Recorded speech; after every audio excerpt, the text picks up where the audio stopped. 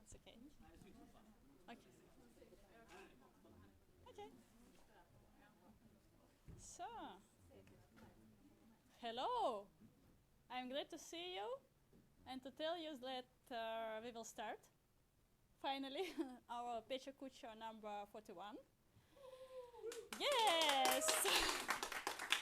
And I'm very glad that you are not afraid from Corona and you came here. And I only ask you to hold up strong because it's Corona. And today we will have 7 speakers.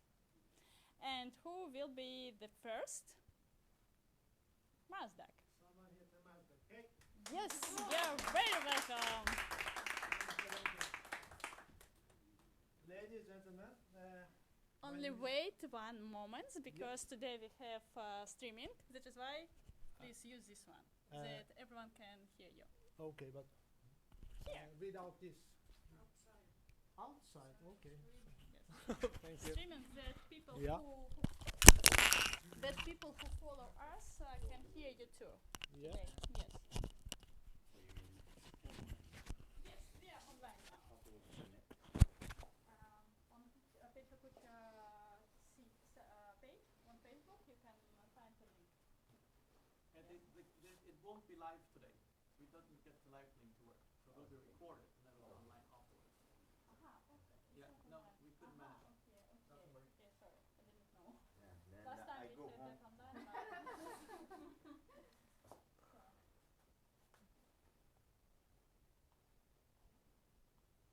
Are you ready? Yes, almost. Yeah, Only let me know and I will start. yeah. My name is Mazdak, aircraft inspector and instructor. Today I'm going to present a landing gear, launch stealth. Normally it takes about 55 hours, but today I have about 7 minutes, and I will do my best. And we start. Yeah. Now.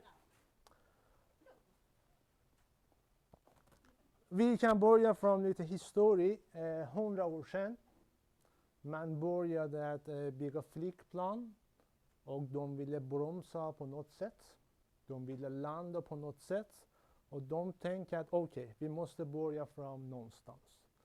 Så de tänkte att vi ride häst så vi kan bromsa häst med något som heter spår.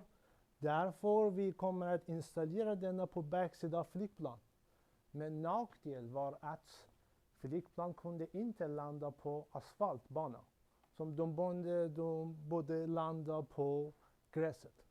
Därför de bytte denna, de installerade en tire bil på baksidan. De kunde landa på bana. Nackdel var att de kunde inte landa på snickset. De måste landa sådana. Och när de landade flygplan bromsade och de hade något som heter ground loop. Äntligen de bestämde att flytta denna landsdel på no section och de var nöjd, piloterna var nöjd och mekaniker var nöjd också. Men alla flygplan kommer inte landa på bana. Det finns några andra flygplan som behöver landa på en liten stad. Därför de installerade 2 landstel i rad som heter tandem landstel och 2 extra landstel på höger och vänster som de kunde demontera och montera så fort som möjligt. Men det spelar ingen roll. Vi kommer att landa och vi har någon som heter chockabsorber. Först de testade vanliga chockabsorber men det funkade inte. Om flygplan landar med sådana chockabsorber i Helsingborg gör en take-off igen och landar på Köpenhamn kanske. Därför de tänkte vi kommer att göra något annat. Vi kommer att installera en bungee-cord. Flygplan landar, expanderar lite och sakta kommer tillbaka. Jo, det funkade på sådana flygplan. Men tänk på att om en Airbus 320 vill landa på en bungee. Ja, det är lite skrämmande och lite konstigt. Sen de installerade något som heter Air Oil Tracker Strut. Nitrogen här, olja här. Flygplan landade, nitrogen tar hand om första, absorberar det första och sen sakta den är hydraulik som kör back to normal flygplan. Och idag när ni landar, det är någonting som finns här, hydrogen och nitrogen och hydraulik. Ni landar, denna free cold area kommer hit och sakta går tillbaka. Därför denna area är en critical area och man behöver kontrollera denna innan varje take-off. Signal för landing börjar från cockpit. Man har en handel här. Denna kommer ner. Signal kommer till en selektorvalv någonstans som bestämmer att hydrauliktryck kommer på backsida av en actuator och landingen sakta börjar att expandera. Denna actuator som vi pratade om och på flygplan ni kan hitta denna actuator som finns här. Det är inte konstigt, hydrauliktryck, expandera actuator och vi har en extend landställ. Men efter denna, det finns lite som vi måste fokusera. Om flygplan hydraulik fungerar inte, det finns fortfarande mechanical linkage som pilot har en handel i cockpit någonstans, dra ut denna, aktivera och ta bort alla mechanical linkage som vi har som flygplan kan landa utan hydraulik. Om allt fungerar, pilot har signalen här. 3 green lights betyder att vi är extend and lock. Om funkar inte, det finns en glas som heter inspection glass och pilot kan kontrollera härifrån om landställ är öppen eller inte. På marken, pilot kan styra landställ höger vänster med pedalen när flygplan har high speed och sakta för taxi man har styrsystem som kan styra 90 grader höger och vänster. Testa inte denna hemma, jag rekommenderar inte. Så på nose section vi har 2 actuators, manövercylinder. En av dem drar ut landställ på höger, en av dem drar ut landställ på vänster. En sån actuator, ni kan hitta denna på nose area av alla flygplan nästan idag. Normally, när ni har bil, när ni kör bil, när ni bromsar, det finns en sån bromsa. En hydraulik kommer hit, det finns en vanlig kolv och disk och cylinder och som ni kan stoppa bilen. Men på flygplan, en sån bromsa fungerar inte. Därför vi behöver att installera någonting, en carbon hydraulic system som finns många rotor och stator. En sån bromsa och kommer att stoppa flygplan. Hur många av sådana finns på flygplan? Vet ni? Ingen aning. Beror på hur många landställ och hur många bil har vi. Så, ni har hört något som heter ABS på bilen, eller hur? För att stoppa. På flygplan vi har något annat som heter anti-skid system. 95% fungerar samma som ABS. Så alla vet vad gör anti-skid på flygplan. Ibland landställ fungerar, bromsar fungerar, men corrosion på metallen fungerar inte. Och den är en 737 som landade och kraschade på grund av corrosion på shock absorber. True or false? Vem tänker det är true bilen? Vem tänker det är true? False? Det är true. Amerikanerna ville landa i Afrika här och där, men det fanns inte bana. Därför de tänkte att installera en sån landställ. 3 flygplan fungerar inte. Hur många gånger man måste göra för att... Hur många? Gissa. Hur många? Funkar inte, nej. Denna trick, yes. Vad sa du? Nej, never ever. För att denna trick är inte tillräckligt att gå igenom det. Sorry. Tack så mycket. Måste jag stå här? Vad sa du? Yes, thank you very much for your presentation. Welcome. Yes, I want to take this one. And I want to invite Sophie. And Sophie came to us specially from Stockholm. You're very not specially, but Far away. yes, but we hope. Yes, you're welcome. Thank you very much. Let me do. Perfect.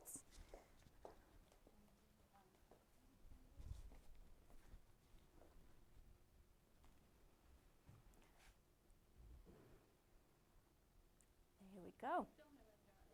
Yes, I'm ready. I'm going to do this in English, everyone. So I hope that's fine. But in South African, since I've been there for 9 years of my life and I just moved back here now. So this is a bit of a story of my journey, my safari, as I call it. I actually did this in Cape Town just a few months back. It always seems impossible until it's done. You never really know what you get until you try it, right? That goes for a lot of things in life. For me, the ultimate was a 10-day silent Vipassana meditation retreat. Could I ask you guys to close your eyes? Breathe in and out through your nose. Try to focus purely from the top of your lip up to the top of your nose, in between your eyebrows. Try to take away the thoughts from today, the worries about tomorrow, and just be present here and now. Just be present in your body.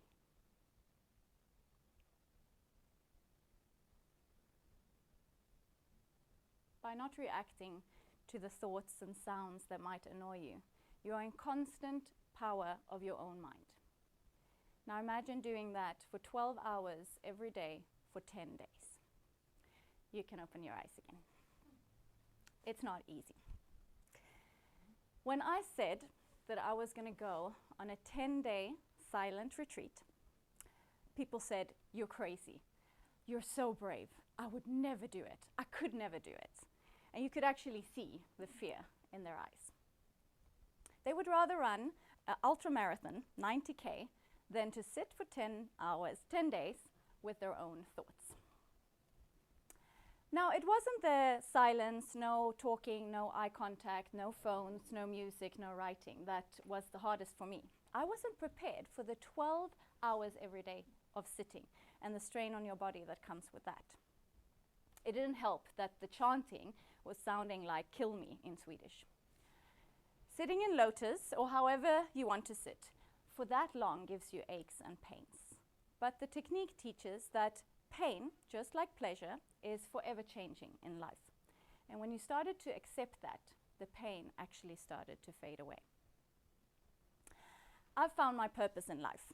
Whether it is as a manager, life coach, mentor, or public speaker, I try to get each and every one of you to be the best of your own potential. Now, I ask you to do that through mastering your own mind. And I did this retreat to walk the talk. And now I know exactly how hard it is. On the 4th day, I realized that I've done 3 days. I have 7 left. And 3 isn't even half of 7. I shed a small tear of mental exhaustion. I accidentally flipped my spoon over, and it flew over, in my imagination, it flew over into my fellow student's eye. I imagined that if that would happen, I wouldn't be able to say I'm sorry, yet alone look at her, and I started to giggle frenetically. I then realized that you probably have to lose your mind in order to then find it and then master it. Now, I've never worked harder in my life than in these 10 days. It really is a marathon for the mind. It's a Mount Everest of mind mastery. But instead of getting a medal, or maybe addiction for further distances, you get inner peace, understanding of yourself, and happiness that you seldom see in today's society. In life, in order to not have suffering, you have to realize that it is what it is.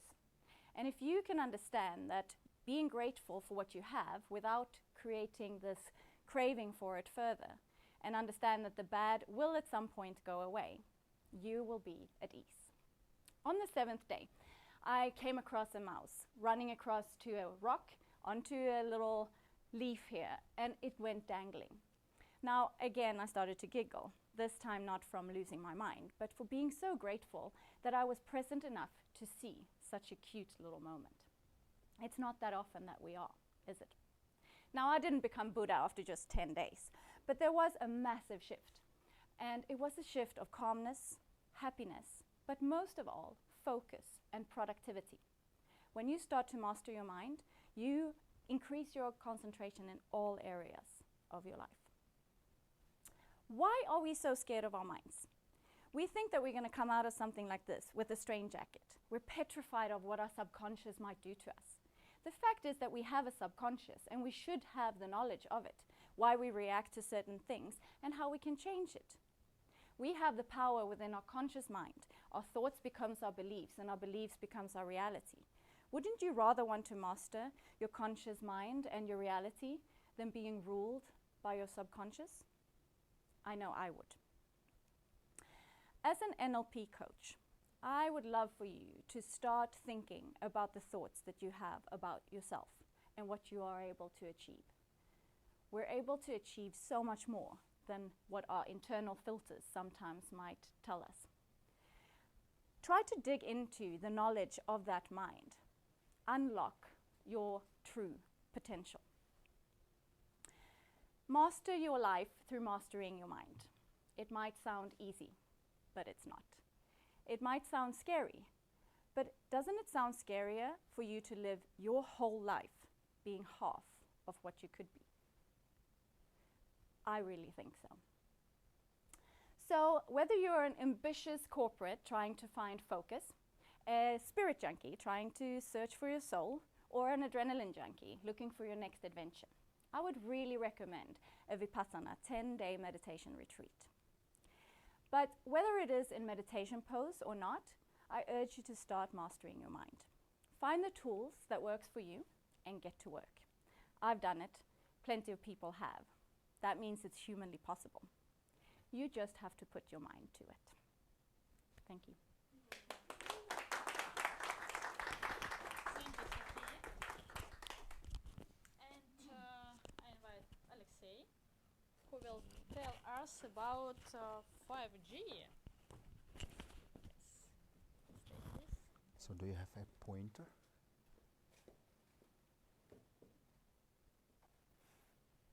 So hello everyone.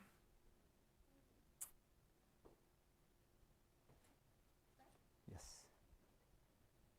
And welcome. My name is Alexei Fedorov.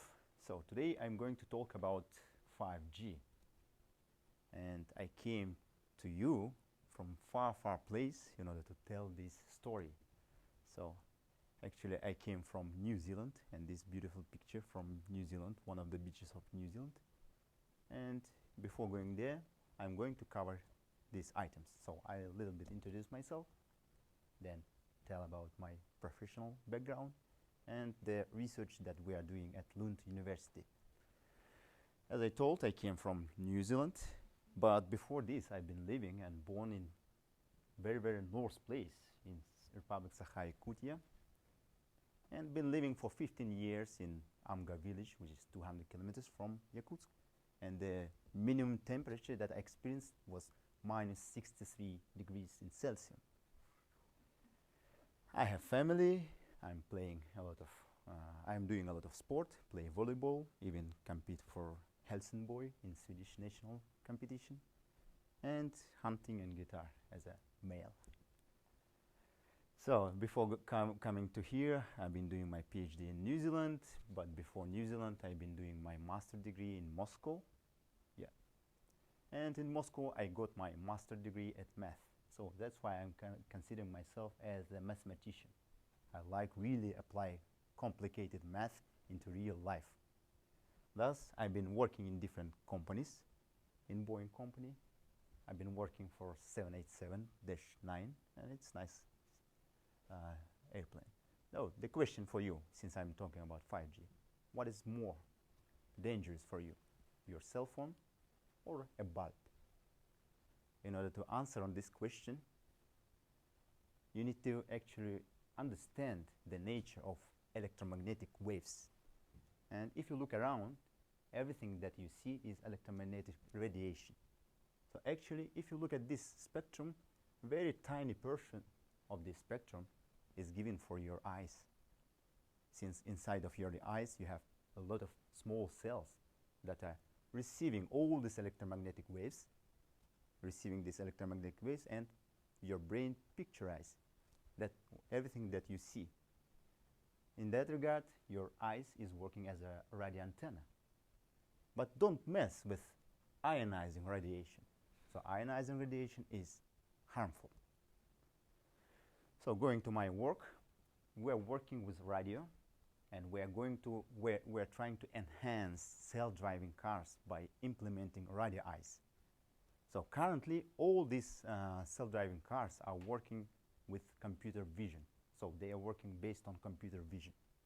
Okay, but the computer vision has fundamental limitation. The fundamental limitation that if video camera cannot see something, if an object is occluded by another object, then AI inside of self-driving car cannot decide what to do regarding this object. For example, if a person is occluded by an object, let's say, like in the next slide. Yeah.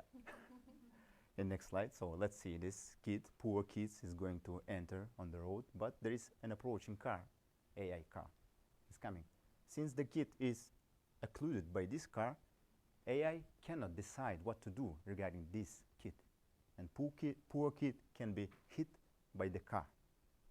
So that's why what we try to implement is that we have, let's say, surveillance camera, which can see from the other side of environment, and by radio communication, it can tell the car, the approaching car, that there is a kid that is approaching to the road, and the AI can decide what to do regarding the kid.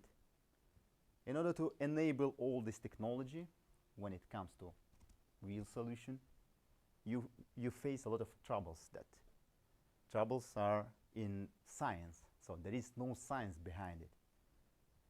So I mean, there is no communication between surveillance entities. In order to enable this, we're working on radio science, radio communication science. We want to make all these entities to communicate between each other and to enable self-driving cars really to see behind the corner, okay, by radio communication. So we are not the first people. Before us there was science, but unfortunately this science is done in 2D. So in 2D, in plain world, you have all the science. But when it comes to 3D, there is nothing. And even there is no tools for working in 3D. That's why we decided to go with a game engine, with the Unity game engine, and it has a bunch of good stuff for us. By the way, Unity headquarters in Copenhagen. By using this game engine, we can take real environment. You can recognize this area. This is Lund Central Station. Here with System Balaget, ICA. Yes. We extract all the information, and put this information into Unity, into 3D tool. This is the same environment, but in 3D, very simplified. And all these small dots are coming from science that has been built up for 2D. So we are exactly merging 2D with 3D.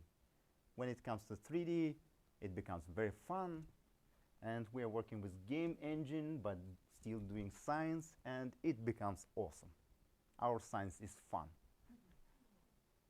And again, since we bring it everything from 2D to 3D, math become complicated. This is where I step in, really. This is where my abilities are very demanded. So we are considering all optimization stuff in order to make all this channel radio communication stuff running in real time. Okay.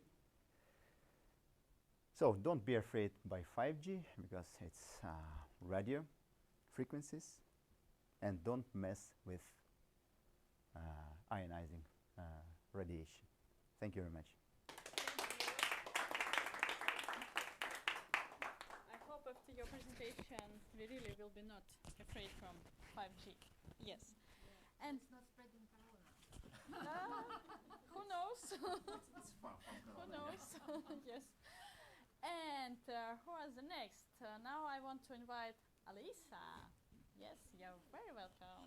Thank you. Wait, I will. Yes, please you put tell me this. for- Yes, yes, and yes. I will. To see. Uy.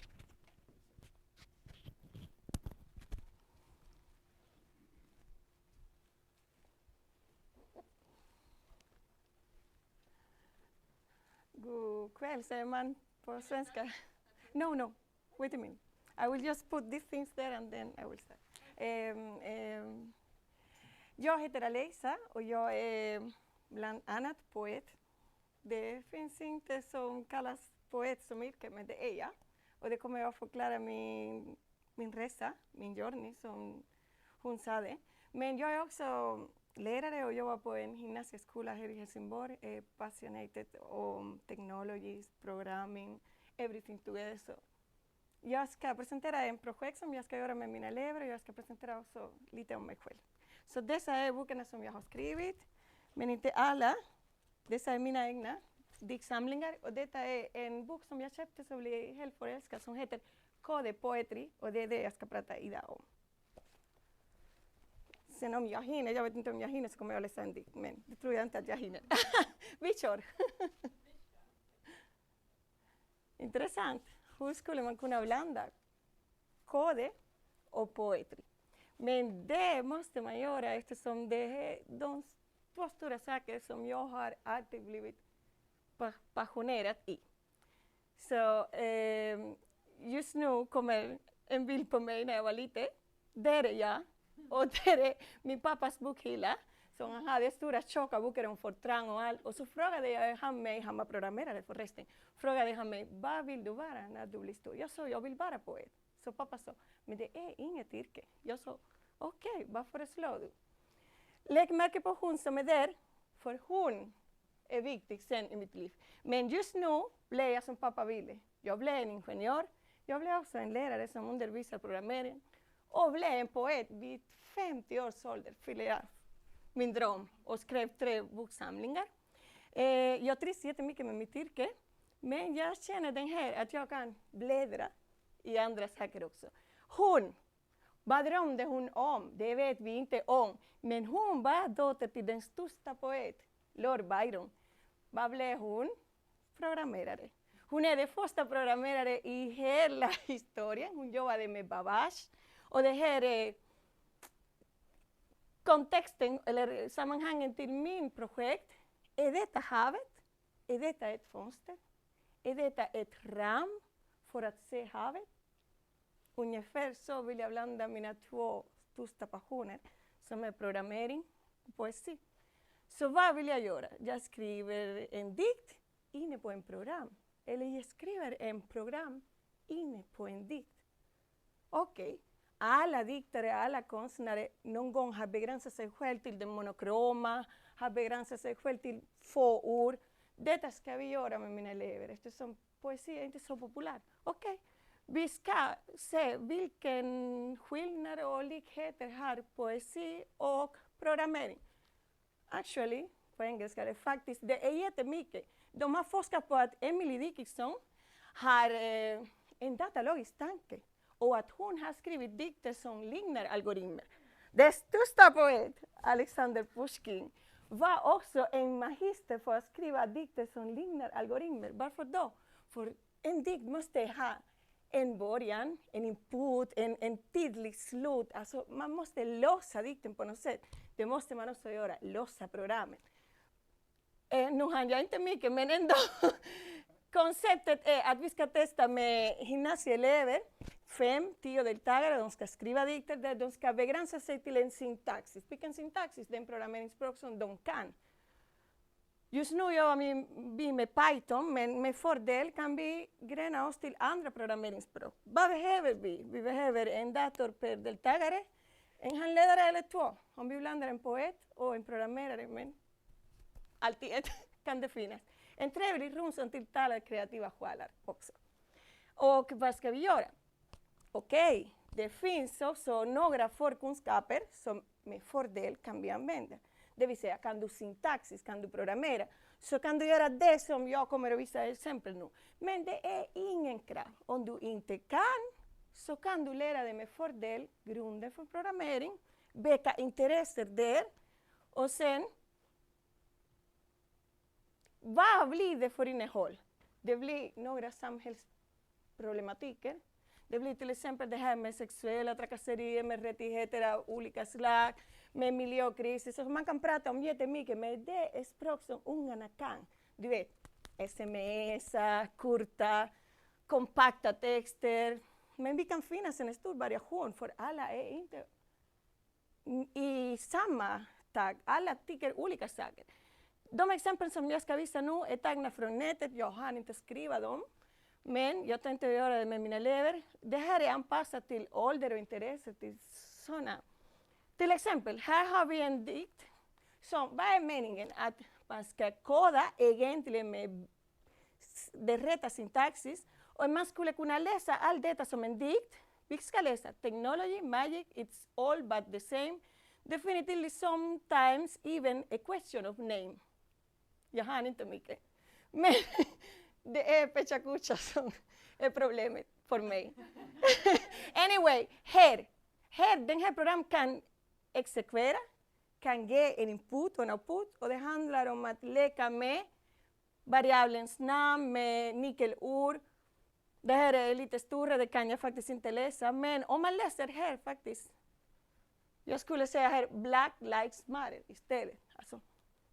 Eller justice, freedom. Man kan blanda olika ord och ändå ha en välfungerande program och odla den här kulturen av the beauty of code. Att koden är vacker, koden är poesi.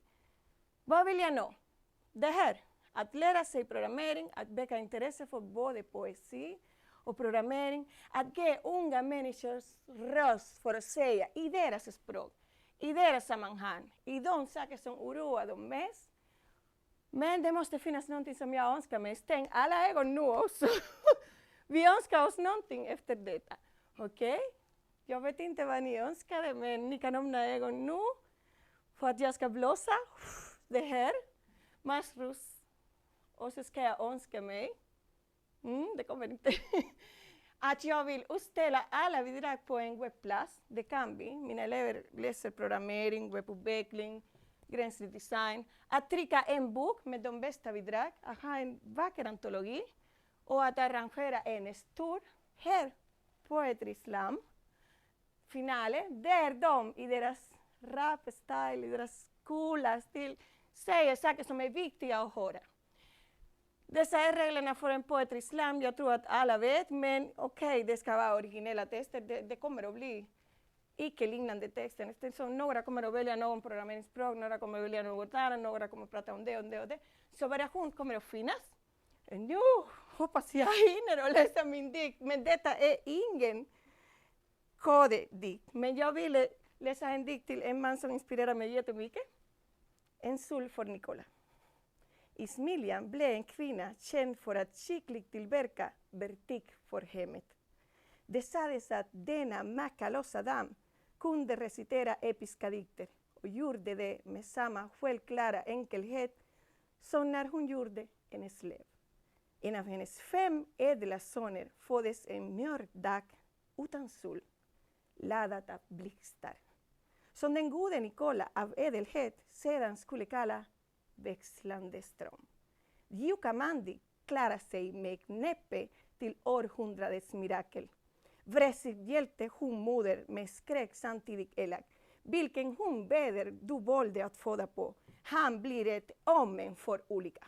Nej, han ska bli ljusets son. Ur hans händer kommer solen att om och om igen återfödas. Sade modern som var upplyst. Tack så mycket. Han ja! I never was thinking that it's possible to mix coding with poetry. Cool. Can I take a microphone? Yes, oh, sorry. And,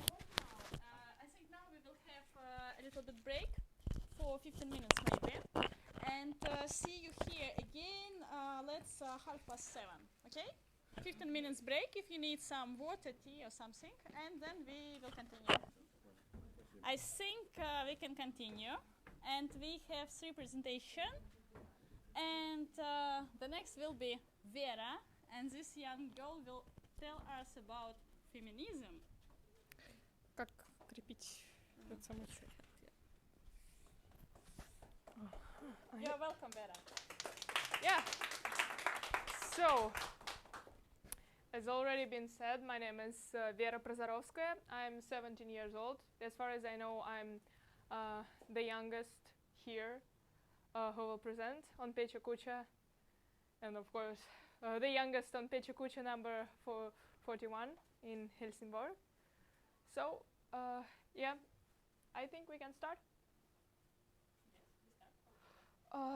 Okay, there is many definitions of feminism, and they all sound quite vague. So what does actually feminism mean? My name is Vera Prozorovskaya, and today we'll try to figure it out. But before we start, I want to introduce you some few terms that I might use later. So first term is patriarchy, which is a social system where power is held by men through cultural norms and customs that favors men and withhold opportunity from women. Many think that patriarchy actually is a history, but women still receive less on the same job with men. The next term is misogyny. It's the hate towards women, which can be expressed through hate speech or direct violence toward women to the fact that she's a woman. And misogyny can also be internal, when woman hates the other women. So in terms of feminism, separation, the next term, means seducing from men and patriarchal institutes. So it can be expressed as refusal to have any relationship with men, friendly or romantic. It can be expressed as refusal from sexist content and male-free communes. So next term is victim blaming. It's when victim is blamed for the crime that happened with her. Victim blaming is taken place if in the discussion of case of rape, the victim's clothes and behavior discussed and condemned more than rapist. So there are 5 main branches of feminism: liberal, radical, socialist, cultural, and ecofeminism. And there are actually more of them, for example, black feminism. Each one of them sees women as oppressed individual, and some sees oppression from more than one angle. The name of radical feminism comes from Latin word radix, which means root. They think that patriarchy is a system that should be rather destroyed from the root than changed through reforms. So, yes. Liberal feminist main goal is gender equality in public sphere, and the difference between radical and liberal feminism is not their method, but the way how they see oppression. So liberal sees it as individual ones, and radical as class oppression. So the social feminists think that woman is oppressed from both capitalism and patriarchy. So in order to liberate women, we should destroy both of them. It's quite similar to radical feminism because they see oppression as classical thing. Yes. Cultural feminism thinks that feminine and masculine behavior are inherited, and it's encouraging the first one.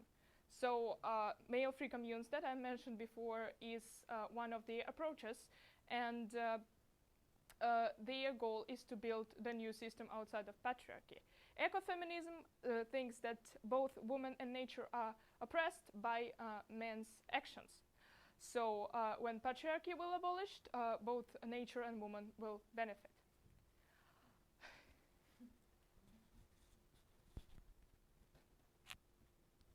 So historians defines that there were 3 historical periods of feminism, 3 waves.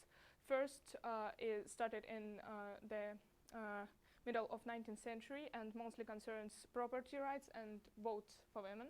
the suffragist, as you know. Second one was started on 60s. Yes, and it's mostly concerned the media, and now it's like it's like third or fourth wave, and most popular it's become by #MeToo when one actress asked to reply to the tweet if you was sexually harassed. There is a myth that now feminists are very aggressive, but it's a speculation because before suffragists were back in display cases just to get votes for women, and now women are just talking through media.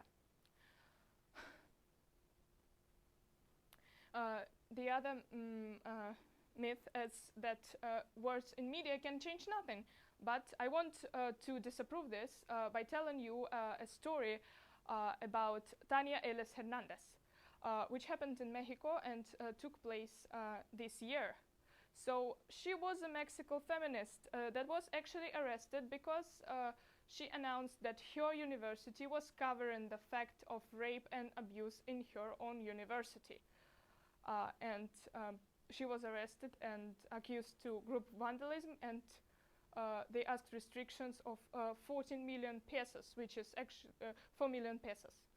And she actually was liberated, which won't happen unless the hashtag Libera para Ellis, which means liberty for Ellis. And this is the screenshot of her father's Facebook. So publicity, that's why this impulse of rebellion was loud. The third myth is that all feminists is hating men. So men hate and feminism aren't related because they have different focus. Men hate focus on the attitude on men, and feminism actually focusing on attitude to women. So feminists, even radical ones, can have relation with men. And here we come to answer what actually feminism is about. So feminism is about women. No matter which approach, which branch, which approach was right, history will show it, but women will be liberated. So feminism is about women, women's rights, about unification, sisterhood, about looking to the past and looking to the future. Feminism is about each and every woman in this room. Feminism is about you. So thank you. Thank you very much. Thank you, and congratulations with your start. Yes, first time. Thank you.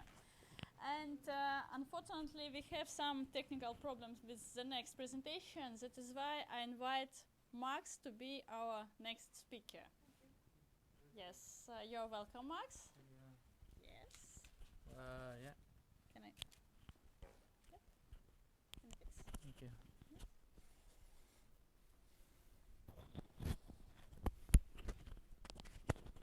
I got it.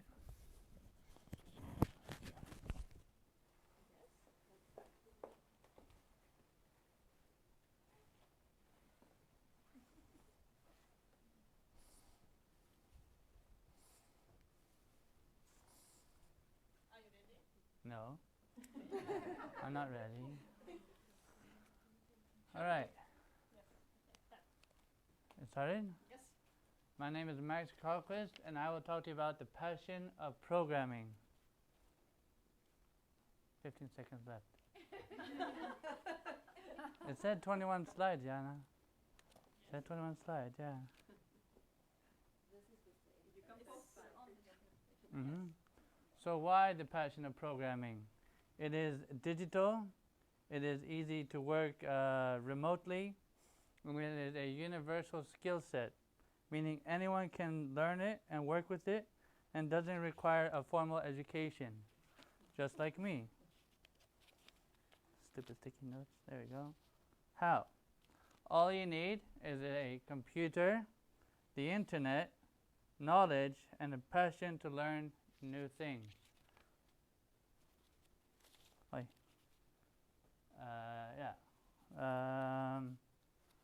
10 seconds left. There we go. All right. So what are we capable of? We strive to build a better tomorrow, to extend the human exploration, innovation, determination to become better and to interact with each other and to work better. So what can we achieve? To simplify life, we build reminder apps, we build sleep tracking apps, we build food apps, we build phones like Dimitri's using for Snapchat over there, and simple things made for complex or stressful days. How can we achieve? Working with each other, we all share a common goal, successes in different ways, and the desire to learn and build more complex or simplified applications. So different types of programming. There are game developers who build games for people to escape reality or to kill an alien or level up your character. Then you have software engineers who build and simplify programs to make your work easier. It is universal programming. It is a language which has no borders. For example, someone from China can read what I write in Sweden because it is a universal language. It is the same goal to build better. Now done. Programming is logical, and how can we implement it in daily lives? It is logical. We can write less to speak more. We can refactor our code and always try better next time. And it's, for example, for me, it's easier to remember numbers now. Where? We can work anywhere, we can help anyone, and we can build anything to make better applications.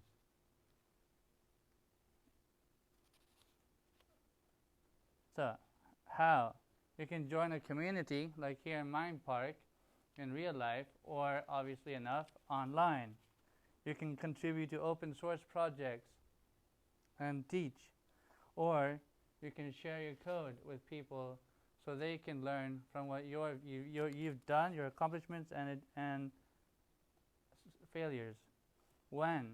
You can work anytime, before work, after work, in your free time, or on your commute. You can read about it or listen to it in a podcast